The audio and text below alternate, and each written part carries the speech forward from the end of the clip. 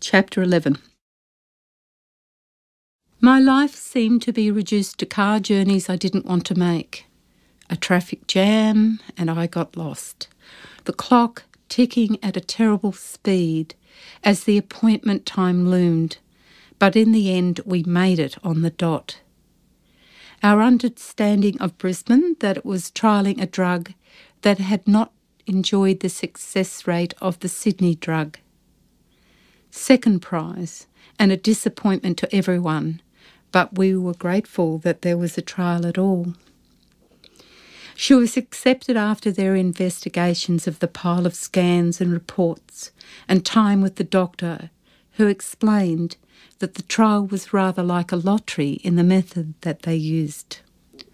A computer would decide who received the drug and who received the placebo. That certainly reduced the odds.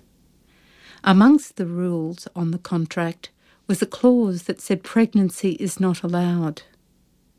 The same rule applied in Sydney, but she had not really thought about it then. Could treatment continue for years and years? What if one lot of melanoma was simply replaced by a new invasion? Was this a cure or simply control? Downstairs in the hospital, we waited in pathology for her to give the blood they needed to complete her admission. Her mobile rang, and it was Sydney, and they wanted her back again, because there was room on the trial. Saved from a needle, but on the way home she cried for the children she would never have. It was hard not to cry, to give hope away. I consoled her with thoughts that there would be gaps in between times of medication, time for babies if that was the thought that she needed to hold it together, to make it make sense. We would not have to leave home until the 25th of April. 4 days for family and friends and Jimmy.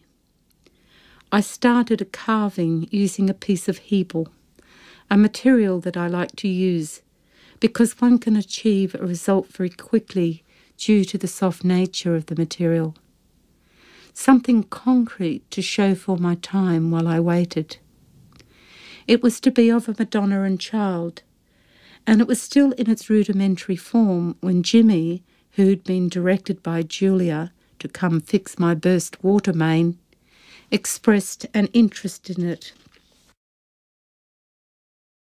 He was intrigued enough to take a piece of hebel and my father's carving tools with him in order to give it a go.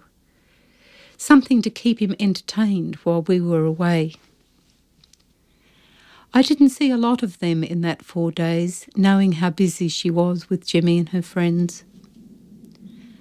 Uncle Paul came from overseas, hurting and angry at the injustice of it all. Here's my brother, an addict, from another place, not part of my world, except by our sibling connection. I remember when he first met Julia. He babysat the infant twins, 2 of them. A brave move from a bachelor, but a statement from an uncle who even then struggled with the protocols of life. Buried himself in the world of drugs, a disconnection from ordinary life. He spent the night walking the floor with her. When they woke in the morning, she looked at him and smiled, an infant making a connection that never died. He rang before he came to establish what he should expect, afraid of the confrontation of an emancipated body. However, she still looked surprisingly well. Her melanomas not visible under her clothing, just her arm without mobility. Only the scar on her forearm was really visible. She was charming and put him at ease, knowing her uncle for exactly who he was, always understanding of his lifestyle, but loving him nevertheless, bringing out the best in him. He cried as I delivered him back to the railway station, but I was unable to carry his burden as well as mine. Her father rang to say that he wanted the funeral arrangements made, fussing over the question of cremation or burial. Wanted an answer to what he felt were his obligations, but I protested. There would be a more appropriate time to ask about her intentions and the requirements for the funeral arrangements. We were going to Sydney on a positive note. Julia knew how hard it was for her father to cope with the situation. He was unable to just suck it in, and so she suggested that he take a month's stay in the Philippines where he had friends. He was amazed that she could consider him to such an extent. However, I saw nothing surprising in her sacrifice. She had always put others before herself. And besides, it was easier than carrying the burden of his pain. On Anzac Day, we set off again, the passenger seat filled with pillows, Natalie, and a carton of bottled water to slake Julia's endless thirst. She was in pain, but she didn't want to take her Panadol Forte, preferring to weather the pain. But the family convinced her to take the pills and waved us off. We broke the journey with an overnight stay at a beachside place that was new to us both. We drove to the headlands to see the view before the night fell, and you could almost mistake that moment as being part of some road trip taken for pleasure.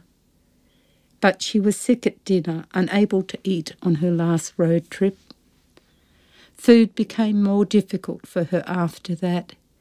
She had become more sensitive to spices and strong flavours, and I determined that I would be using the steamer that was packed into the boot.